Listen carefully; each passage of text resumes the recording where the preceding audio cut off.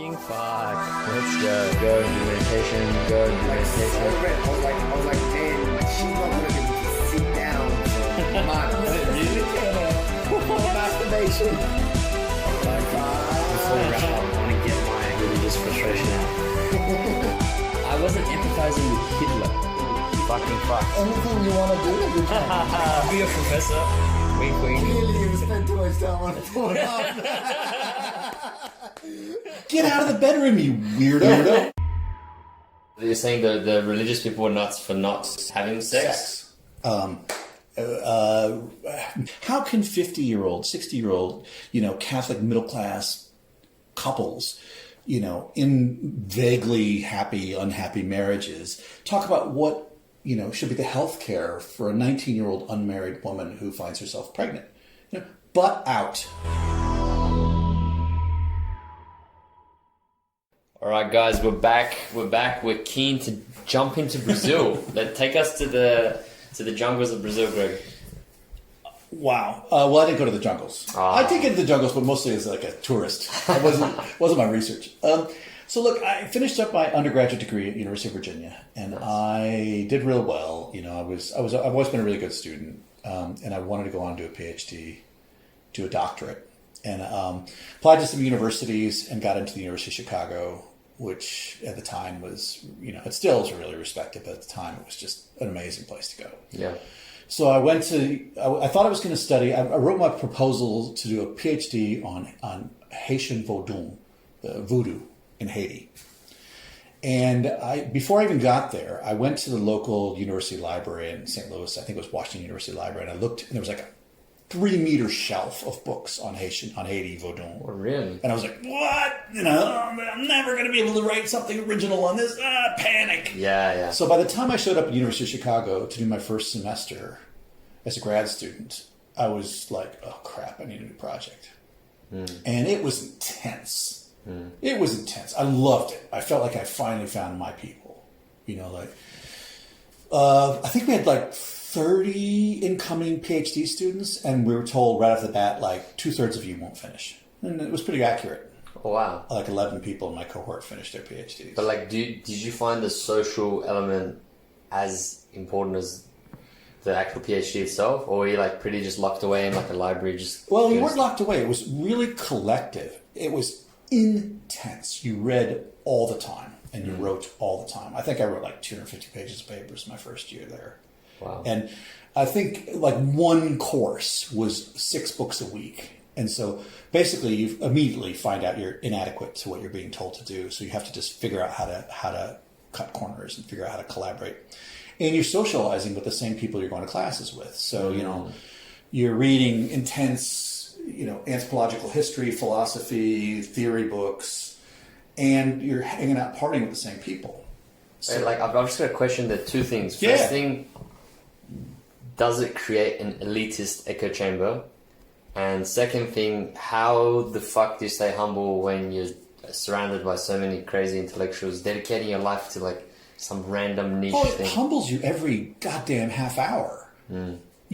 Somebody smirks at you, you don't know what the hell they're talking about, or somebody cites something, you realize, oh shit, I got another thing I got to read. You never it is so intense. It is like boot camp, and you're not focused on the 20 push-ups you can do. You're focused on the guy who can do 100 push-ups, And so I just was like, whoa, this is intense. And my roommate was like a communist activist, organizer from Chicago, south side of Chicago, who had a wall of books, Marxist books. And I was like, whoa, this is way over my head. And, other guys spoke rare, women spoke rare languages, or, they're from Harvard, they're from the best universities. So I actually felt like I was second tier.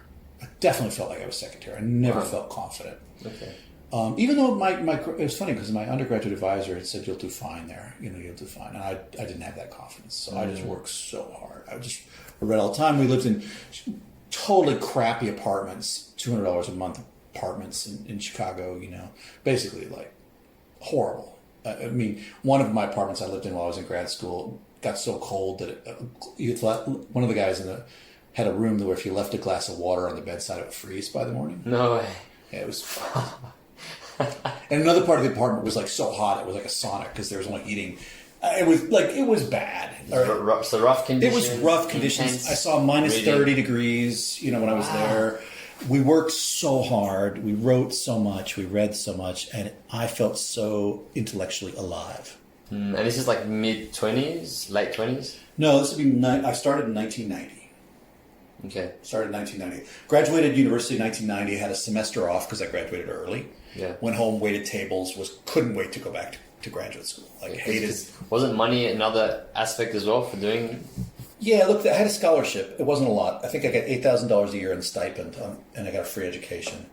So we had to. We lived on macaroni and cheese and homemade pizza with a 30-cent a box pizza dough out of the box. Like that's. And there were people on better scholarships than me. I was on sort of like decent, and there were people on worse scholarships than me. But we didn't. There was very little money. We basically lived on a shoestring, and it probably shaped. That's shaped me. To this day, my wife laughs at me. I can't throw away clothes and stuff like that. Yeah, she laughs that I'm like her uncles, who lived through the hard times in China. Because I'm just like I'm still in like this mode of like. Wow. So I graduate school, and then like it was so hard that the first week somebody dropped out. Okay, yeah. One of my roommates quit first week. Wow. Just like walked off like this is too intense. And I think she'd come from Stanford or something, or like. Wow. Okay. So really rough conditions, but I feel like that would. It was so exciting. But that would shape you in the way that like when you're considering to go to some random South American country, it's like, oh fuck it, like I can. Well, intellectually, we were just jacked all the time. It was like having steroids shot into your brain for reading, and some of the most famous people in my field. Well, I didn't even know honestly before I got there. Like, oh my God, Marshall Solins is teaching introductory class. Like, who the fuck is Marshall Solins? like only the most famous living anthropologist after and this other guy. Like, oh yeah, sure, I knew that. Oh yeah, of course I knew that. I didn't know jack. I was totally over my head. But I just kept studying, kept reading. And at the time, I was looking for a new project, and I happened to hang out with some people who were interested in ethnomusicology. That's a big word. Ethnomusicology is the study of music in diverse cultures. So, it's like the anthropology of music. Okay. So, and I realized I was interested in this because I'd been doing martial arts when I was in high school and university. I'd heard about this thing called Capoeira, Afro-Brazilian martial art. It's like a danced martial art. And it wasn't really big at the time. There was a couple schools, one in New York, one out in California. It was just breaking a little. And I thought, I'll look into it. I wrote a paper on it for my course on time and space, anthropology of time and space. And I managed to get my hands on a pre-publication manuscript from the University of Chicago Press. A guy had written his thesis on Capoeira, Lowell Lewis, and he had a book coming out on it. And I think I got his thesis first. And I read it, and there was like one other thesis, and there was like one book in English which had been written by by a Capoeira teacher. But I realized, so 3-meter shelf on Haitian Vodun, 3 books. And I'm thinking, if I'm mediocre, I can still do something on this Capoeira thing. Like you found it, jackpot. I found a niche. I found a niche that wasn't overworked at that point. Nowadays, there's like tons of theses on Capoeira. But at the time, so I thought, I'll do a thesis. So I took intensive Portuguese. Did a summer of Portuguese study. I was able to get a scholarship to do that. I kept getting little scholarships. Portuguese was designated a strategic language by the State Department, so I got a scholarship. Oh, nice. They were able to get me so like $8,000-9,000 a year. We're living on a shoestring. This is like a 4-person apartment in a tiny room. At one point, like our sink broke, and we had to put a big base block on top of the sink to keep the water from just running uncontrollably into the kitchen. It was the only way to stop the water was a giant base block, and took the guy like a month to fix it. It was like, I don't know, like slumlord. So like roughing it out, and you could say like that's pretty much like your whole early academic career was roughing it out. Well, no, that was like that was while I was in grad school, and then when I went to the field in Brazil. So 3 years of that. So you learned. So I want to say, like at this stage, how long had you learned Portuguese? First time I went to Brazil, I had done 1 year of Portuguese, but included a summer intensive. So I'd done effectively 2 academic years. And you're pretty good, confident? No, I got off the plane. I couldn't understand anything. The accent was really strange. I only had teachers from Rio and Sao Paulo, and Salvador has this bizarre accent. Yeah. Got off the plane, couldn't figure out how to get into town, from the airport to town. And managed to get into town. In the 90s, right? This is 1992 is my first trip there. Salvador, nowadays it's a tourist mecca. Back then, like I went downtown, there were syringes on the ground. Shit. It was like bombed out. I was robbed in the first week. I was there. Wow. I think there were days in my second week of field work, I just cried. Yeah, you would. I just cried. I was in Brazil. It was one of the most beautiful places in the world, and I was scared shitless. Well, did you have anyone there to like...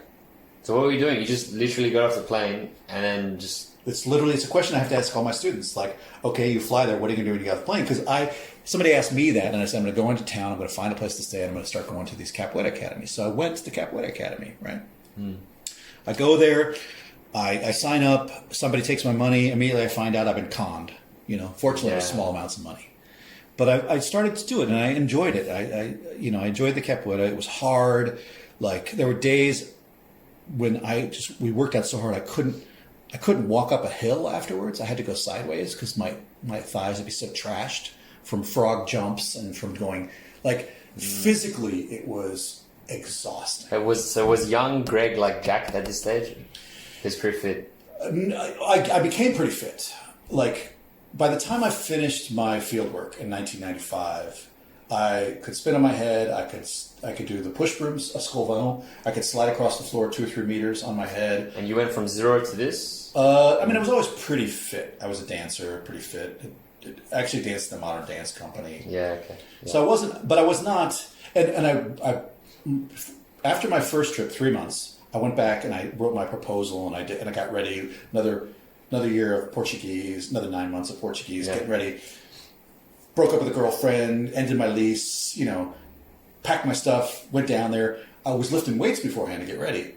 Totally pointless, because none of it was functional strength. The first thing they make you do is like 2 hours. Basically, it's 2 hours of like push-ups and low to the ground animal movements, walking on all fours. I was wrecked. I would be wrecked. I would sweat through my shoes. I would have canvas shoes on. I would take them off, and you could wring the canvas shoes. Wow, and it's pretty humid. It's humid. It's hot. But then afterwards, you do this for 2 hours. You got calluses on the top of your head. You got giant calluses on your palms because you're on a rough concrete floor. Wow. You're doing handstands. You're doing slides. And then they go dancing afterwards. So you do this for 2 hours. Then you go outside, get a cold beer. You got yourself dry, like after you've been soaked, like completely from sweat. And then you start dancing samba, because this was one of the guys in the Capoeira school was a drummer for Oladum, which is this big carnival block that played with Paul Simon, became famous, was on a Michael Jackson video. Like, he was one of the drummers.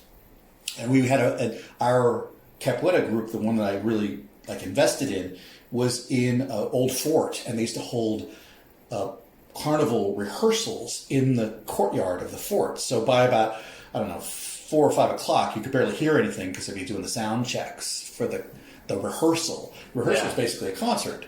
So there'd be concerts every week. And then people would go and dance? We'd go dance after we did so I was an animal by the time that was finished. I was like a chimpanzee. My physical mobility was insane. I remember going home and teaching Capoeira later, and I would just do I think I could do 200 squats, 300 squats without breaking a sweat.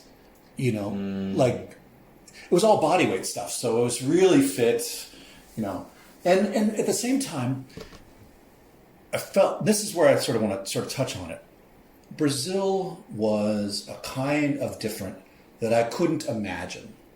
It's like a different planet, it would be. It is, and it's not, people think cultural differences. They think, if you're from the United States, you think, oh, we are independent and individualist, and everybody else is, cultural and tribal or whatever. You get these comparisons you hear about in psychology between collectivist cultures like the Chinese and Japanese, and individualism like Americans. Now, Americans always hold themselves up.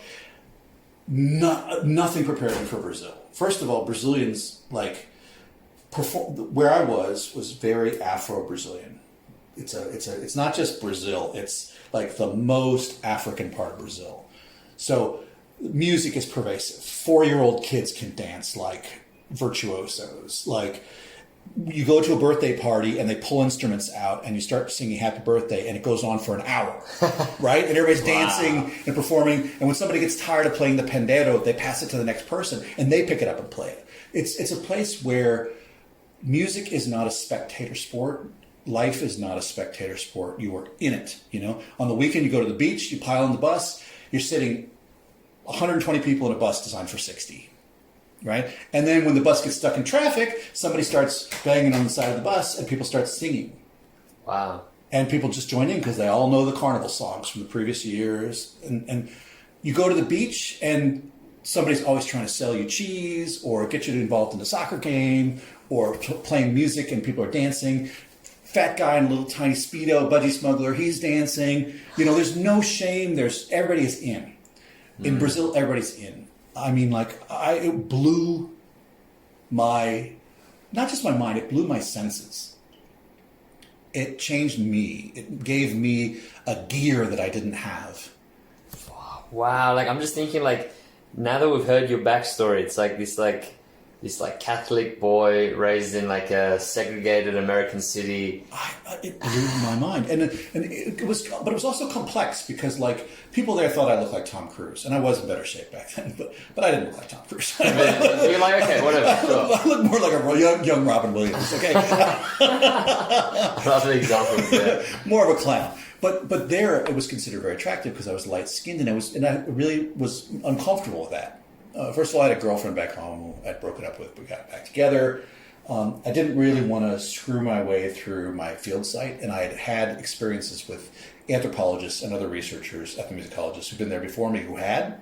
So I had women come up to me and say, "Oh, you know, when is Chris coming back?" Like, who's Chris? You know, I'm just picking up a name. Who's Chris? Oh, he's told me he was going to marry me, and like, you know, this happened 5-6 times with the same guy. I can imagine. And I just ethically, I wasn't comfortable with that. And at the same time, as you can imagine, my senses are blown wide open. I'm going to carnival for the first time. I'm dancing, music, and it was intense. And I did. You know, I kind of got in over my head in terms of like, I was in this group. It was heavily political. It was an African nationalist group. I was sort of on probation. I had to watch myself because I could tell they were watching me. It's like an African political group, as in you signed up? The Capoeira group. Yeah, the Capoeira group was the most black nationalist Capoeira group. The leader of it was recognized as a black nationalist intellectual. His students included like militant sociology professors and militant activists, as well as like street kids.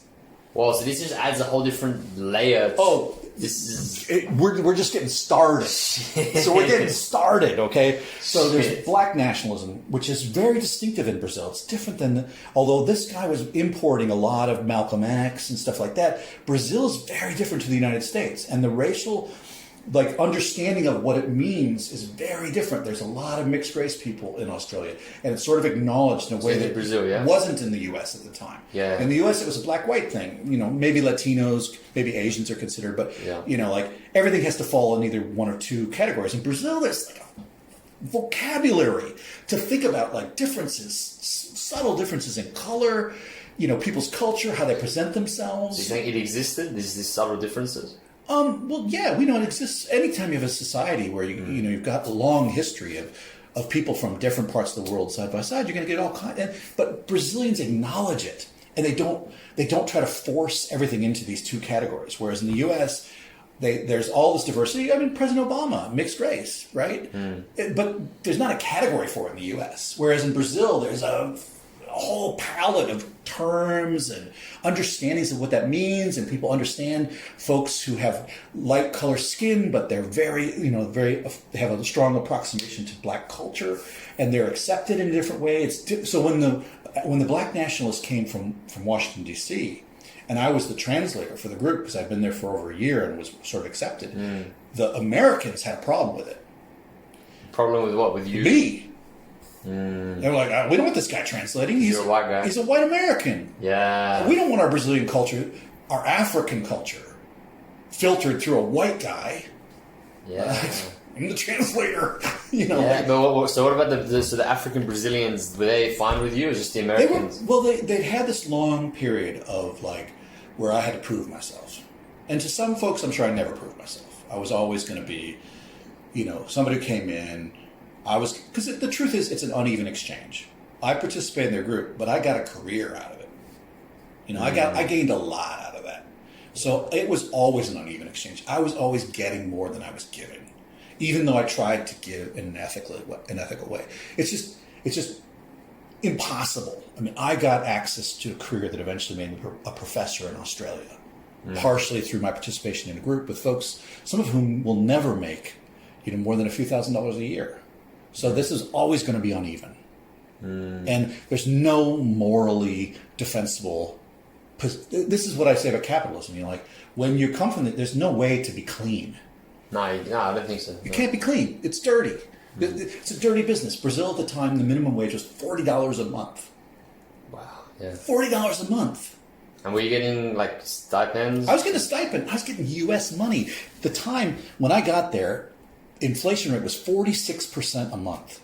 So people lost almost half of the value of their money, third of the value of the money, every month. So people wanted American dollars. So my money was worth a lot. I wound up with a 2-bedroom apartment. I lived so much better in Brazil than I lived in Chicago. Yeah. Because I had a small stipend, and I stretched out my stipend for a year and a half. It's supposed to go for 11 months.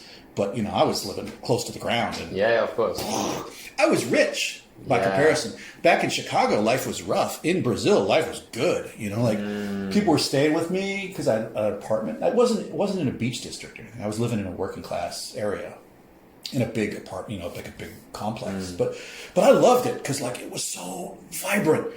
On Thursday night, Friday night, when I walked home, exhausted, they would have opened these sheds that they had in the parking lot. So these demounted corrugated sheds. They'd open them up, take out all the folding chairs, take out, folding tables. Some guys would bring over milk crates full of beers. They'd start selling beers, and the instruments would come out, and people would start playing and dancing.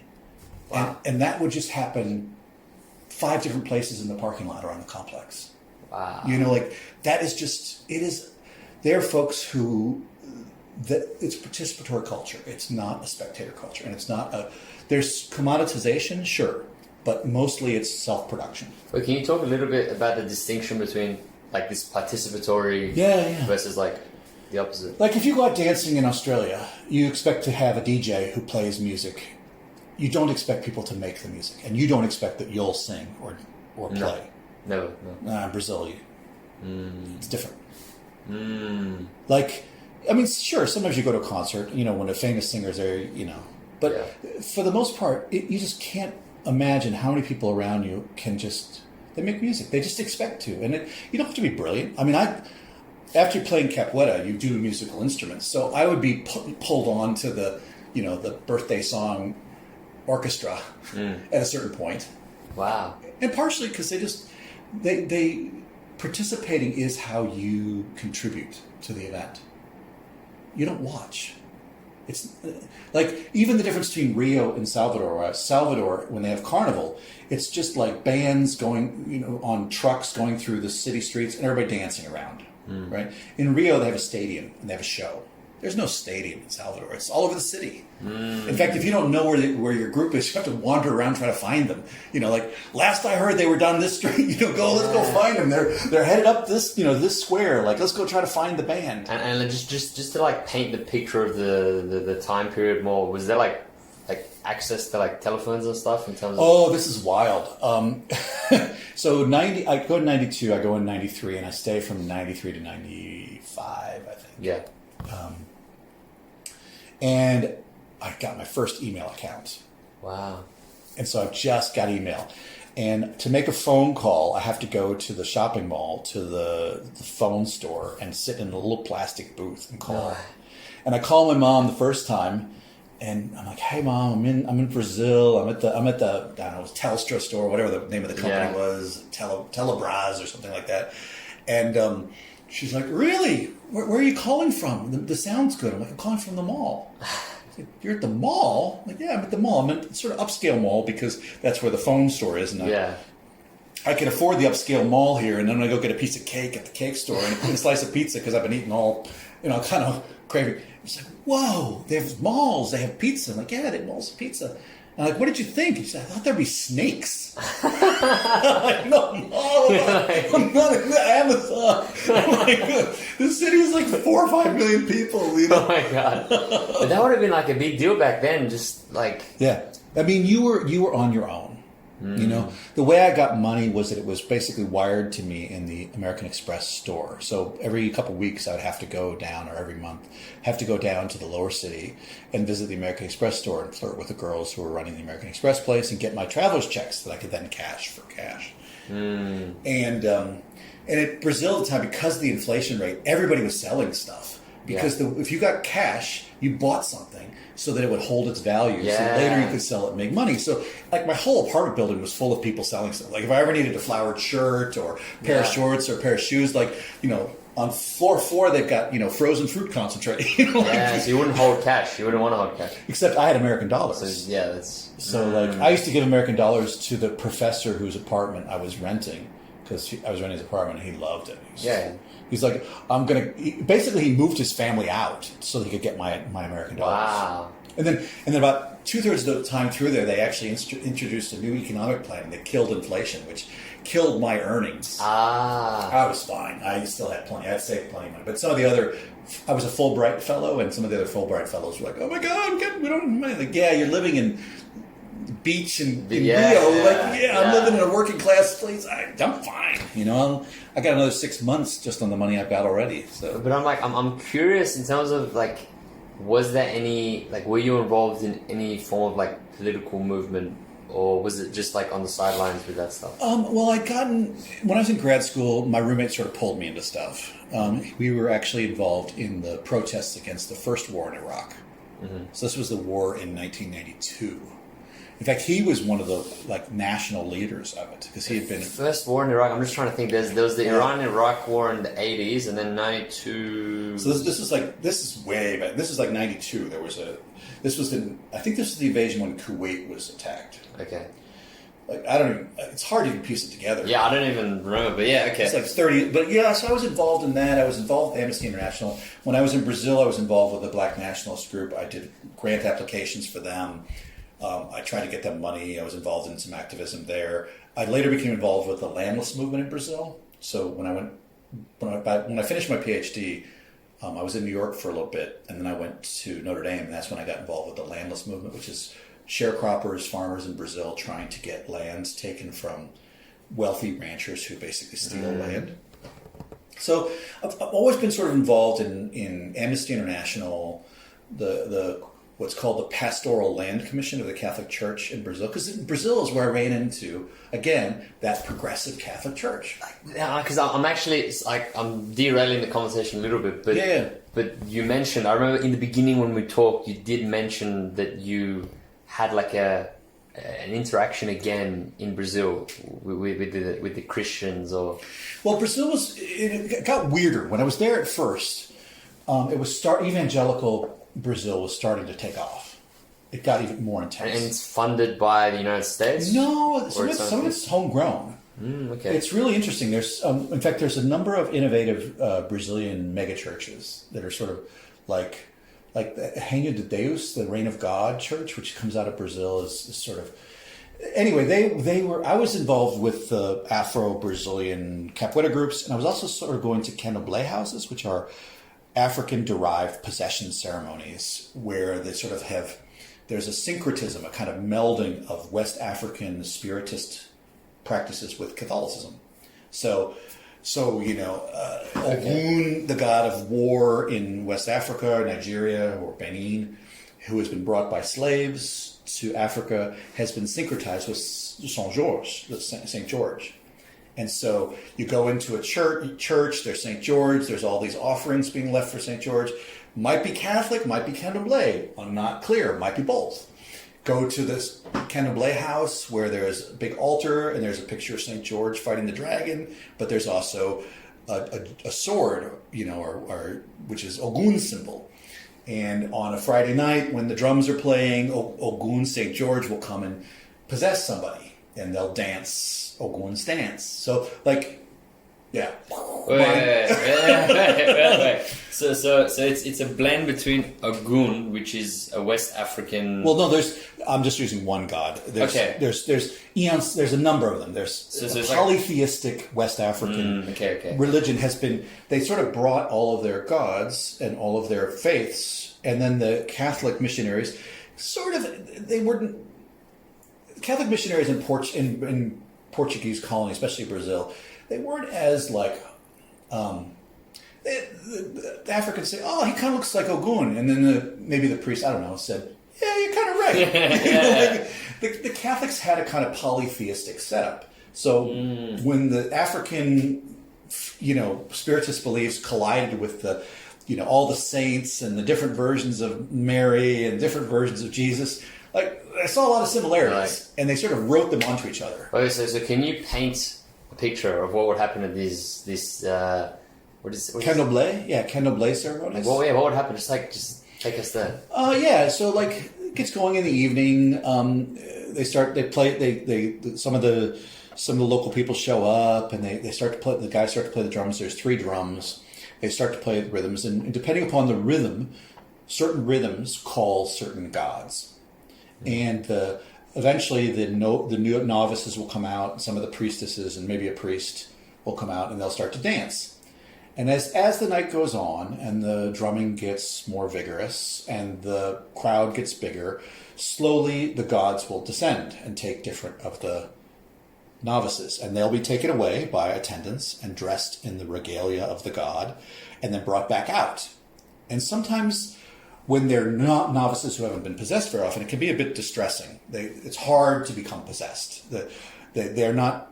It's not easy for the god to take their body. What's the novices? Like, who are these novices? Mostly women, some men, especially gay men. They're people who have different sorts of. They have a problem. They go to the priestess, maybe a health problem, maybe a luck problem, and the priestess will say, "Oh, really? To solve this problem, you need to go through the ceremonies. You're being called by Oshala. You're being called by Insan." Okay, so let's just say I would go to the priestess. Priestess is like, all right, you need to do this. Yeah, you're having these problems. It's bad luck. This is clearly a sign that Imoja is calling you. So you need to go through the initiation. So you're like, oh, okay. I pay for the first sacrifice. I go through the ritual. Eventually I get my head shaved. I spend a certain number of days in the house. So is this leading up to the ceremony? Well, no, this is. And then I'll do ceremonies. You'll do ceremonies the rest of your life, maybe. Okay, after this. But you're getting initiated into becoming a child of the saints. So eventually you get initiated, and now you come to a lot of the ceremonies. So it's not like a Band-Aid solution. It's kind of like a... ongoing membership. Okay. And it helps in the short term with the crisis, but it also helps in the long term. Okay, so in the sense that... I'm saying like there'll be people who do it for the first time where it's like they don't know what the fuck's happening. Right. I've had it. A friend of mine became possessed for the first time in front of me, and she started to shake and to make very loud noises, and the attendants recognized that somebody in the audience was becoming possessed. But I kind of suspected that she was going to get possessed because she was going to the ceremonies a lot. Okay, yeah. Look, one thing I just have to flag here is there are going to be people listening who are like, Greg, you sound like fucking crazy, and who are going to say that makes no sense. Well, let's look. As an anthropologist, we specialize in not asking, is it right or is it wrong, but what is it like? What is it like to believe that, the gods will take your body? What is it like to believe that there is original sin? What is it like to believe that, the spirit can come and make you speak in strange languages? I'm around people in Brazil who experience this. And so I go, I've never been possessed. I don't know what it's like. I've been in possession ceremonies. I've eaten sacrificial foods that are brought out because they're shared with all of the folks who are there. The goat is sacrificed and then comes back as delicious goat, which everybody eats. Yeah. The gods aren't stingy. And, to me, part of being an anthropologist is being able to live your way into different communities. is to be able to, and kind of go in without judgment, but also to go in and recognize and respect the difference. So I never pretended to be something I wasn't. I never tried to pass. I don't think that's appropriate. But I'll support, and I will do what I can to support the organizations. Mm-hmm. But it's an ethical issue for anthropologists. How do we support those who invite us into their lives and share with us? I mean, like I said, I gained so much out of my field work. There's no way I could pay those folks back for the opportunity that being with them created for me. It built my career. It became the source of my PhD, which is eventually the source of a kind of job and income and resources that most of them will never have access to. And so how do I return that hospitality? And one of the ways I do it is by, when people invite me to things, I go to them. And I don't stand off and say, oh, no, I can't do that. And I'm like, all right, I'll try that. Sure. What do you need? No, I totally get that. But if we take a step back and less as Greg the anthropologist and more as just Greg the human being, do you, and you don't have to answer this, but do you genuinely believe that these people were possessed? Like they believed that they were possessed? Yes. Yes. I am profoundly agnostic about these things. I don't believe I can know. Mm-hmm. I don't believe it's any more implausible than the vast majority of religious stuff I see around me.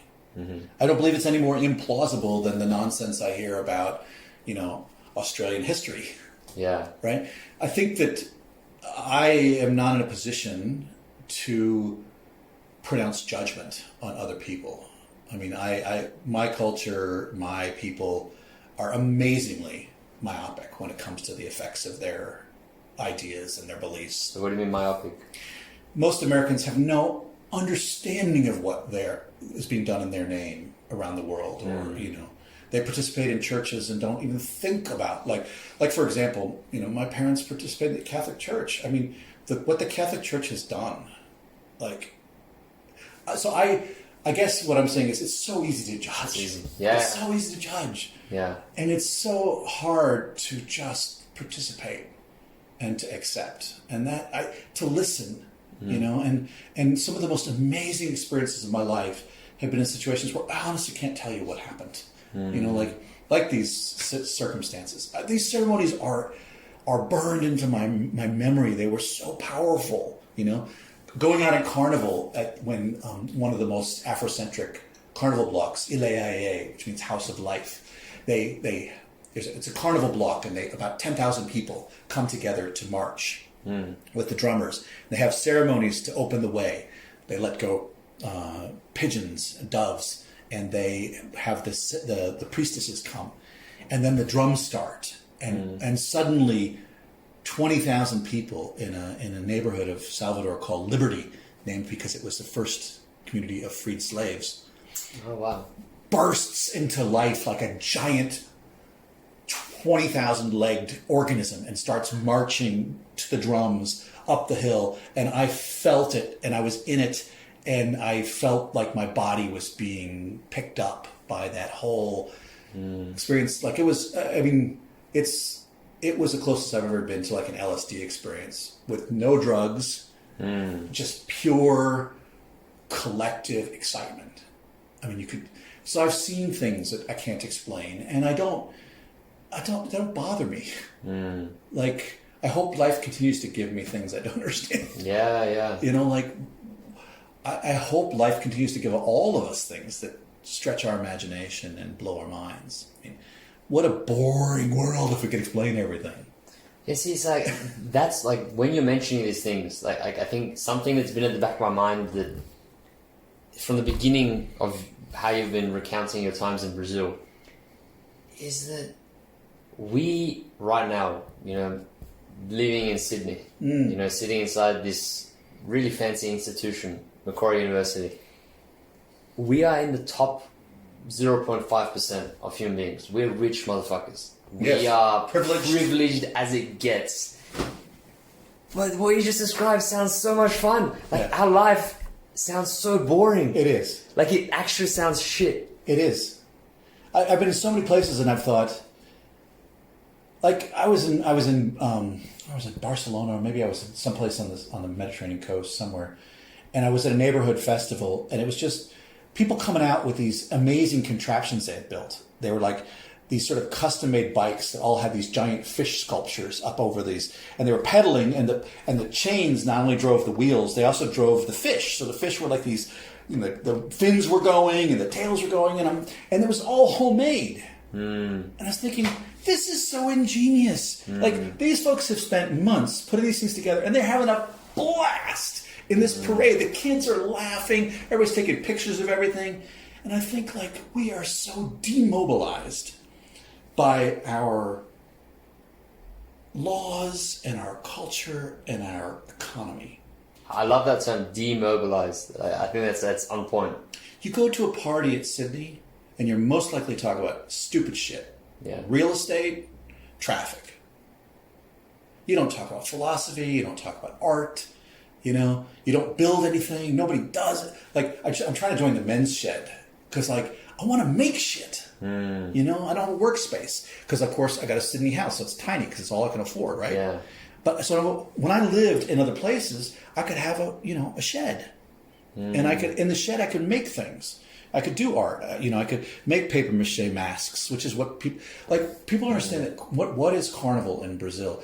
Carnival is not a one-day celebration. It is a recurring chance to perform for each other, in which people learn new songs, they practice their instruments, they learn their dances, they make their costumes, they make the floats, they participate, they mobilize. It's like all of it rolled into one. Art, culture, laughter, drinking, dancing. It's like kids soccer. Here in Australia, it's in the States is the same way. It's like if we can't have, because the rents are so high, everything has to return a profit. Every festival is the same stupid thing. You know, like the city charges vendors to sell the same food at every other festival. You know, I go out for I love Chinese New Year. I love Lunar New Year. But when you go, it's boring because it's the same food. It's the same festival. Yeah. It's just ported over to Chatswood or ported over to Burwood. It's, you know, like we should be a place that sponsors so much art and learning. Like we have people love it. Like Vivid Sydney, you know, the sculpture by the sea in Bondi. But it's like we've got between the risk management and the corporate sponsorship and the noise ordinances and the lockout, it is just squeezed through a tiny funnel. I mean, the stupid casinos and that industry and the way they've choked the live performance venues just so they can get people into those stupid casinos to try to take their money, even though we're already like the number one in the world in terms of per capita gambling. Yeah. I mean, to me, it's embarrassing. We are so demobilized. And I blame it on capitalism, and I blame it on... It's not wokeism that's killing things. It's the choking hold of the profit motive and the real estate developers. And, you know, you don't need a conspiracy theory. Just look around you at the economy, and you'll see who's benefiting from the misery and the boringness of our lives. You know, if you can't sell it or make money off it, people don't want to do it. Yeah, because it's like, and that's the thing that I'm like, to people who are listening, who most of them are living in Australia right now, is there anything that we can do other than moving to Brazil that can make life not as boring? I think we should support these sorts of things. Like I said, join the men's shed, join the samba group in Bondi. You know, do stuff that makes you happy. When I was, for a long time, for example, after I moved up to Sydney, because I was living down the South Coast for a long time, and around 2017, moved up to Sydney. And I got back into tango dancing. There is so much good tango dancing happening in Sydney. Okay. I would be out 4 or 5 nights a week. Wow. You know, just go dancing. $10, $15 to go out. Nobody drinks because you're too serious about dancing. Yeah. You know, like, yeah. But there's salsa scenes and there's all this stuff. We should be we should be going out and doing that stuff. We should be. If I won the lottery, we would have the most kick-ass like salsa club, the Palace like we had in New York, up in Pettit Hills for as long as the money lasted, which wouldn't be long enough because the rents. Yeah, yeah. I mean, I just feel why aren't I mean, the biggest problem, like the places you go, like Berlin, where you have these sort of vibrant art scenes, they have space that is affordable, and they sometimes give it to artists. Salvador, you've got space. You've got the old fort, which now is being taken over by boutiques, and they're carving it up. So to me, it's pretty clear. It's not wokeism that kills this stuff. It's not. It's the fun police, and the fun police are usually motivated by profit. Shit, do you ever think about your time in Brazil and just want to go back? Yeah, I don't want to go back to Brazil. I want to go to Portugal. I want to move to Portugal or Spain, because Brazil, the downside of Brazil is that it is violent, and the poverty is crushing, and the inequality is even more disgusting there than it is elsewhere. And I feel like Brazil it gets some things right, but gets some things really wrong, and their inequality is mind-boggling. I think this is a good distinction, because I feel like you've painted an extremely romantic picture of Brazil. Yeah, look, I can go into the other side of things, because I also been in favelas. I've been in encampments on the side of the highway with poor Brazilians, and the poverty is crushing. And there have been times when the government of Brazil has done amazing stuff. I mean, and again, I'm going to sound like I'm just a lefty, but when Lula's government came in, when there was it was actually a communist government, although it wasn't really communist. It was the Partido Comunista, was the PC was his party. They introduced, for example, a simple thing like a fund for every parent, for every kid that was in school, the family got money. School attendance went through the roof. Poor families got direct payments, and it injected so much cash and money into parts of the city that needed it, right? But that's not what makes big money for the wealthy, and they want to crush that. And Lula went to prison, and there was corruption, sure, but there's corruption in all those governments. But we know what works. During COVID, we saw it. People got paid. That money flowed back into the economy, and the debt. It could have been taken care of by good policies. There is enough money to do this. We feel it's so weird to be in Sydney and feel like it's economic hardship when, as we know, we're incredibly well to do. Yeah, no, it's nuts. Like when I travel, people just assume that just because I'm Australian, I'm rich. And I'm like, not really. And they're like, no, but you are. And I'm like, it doesn't feel like it. It doesn't feel like it. And that's sad, because what that is, that's consumerism, and that's the economy we live in. It's not just an amount of money that makes you wealthy. It is a feeling of, am I able to provide for myself and the people I care about? Am I scared? Do I have adequate resources? And the problem in Australia, there's a number of them, but one of them is housing. We have so screwed up housing here that it's become a kind of blood sport. And it's become this vehicle for investment and intergenerational theft. Intergenerational. I mean, it's really sad, and we've sort of seemed to cement it in. But to go back to sort of like that kind of life, we need to build those institutions, and they do exist in Australia. There are places like communities that have festivals that have really rich cultures of participation, and that sometimes they look like a little bit like cults. Sometimes they look like music festivals. Sometimes they look like no, like literally what you're describing. And once Maz comes, like he will tell you some of these hippie events that this guy goes to. It sounds quite similar. Is this the guy? Oh my god! Well, actually, let's get him to come and tell us about his experience. Should we keep coming? Or should we take a break? Or no? Yeah, well actually, intermission. Alright, for those of you wondering if there's a part 3, the short answer is no. The long answer is yes. There's one more part coming out, which will come out next week.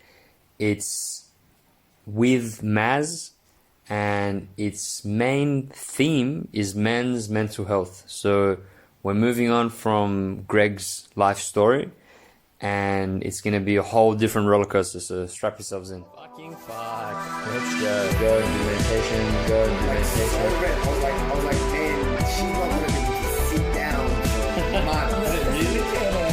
Masturbation. Before we wrap up, I want to get my religious frustration out. I wasn't empathizing with Hitler. Fucking fuck. Anything you want to do, you can. Be a professor. Wink, wink. Really, you spent too much time on Pornhub.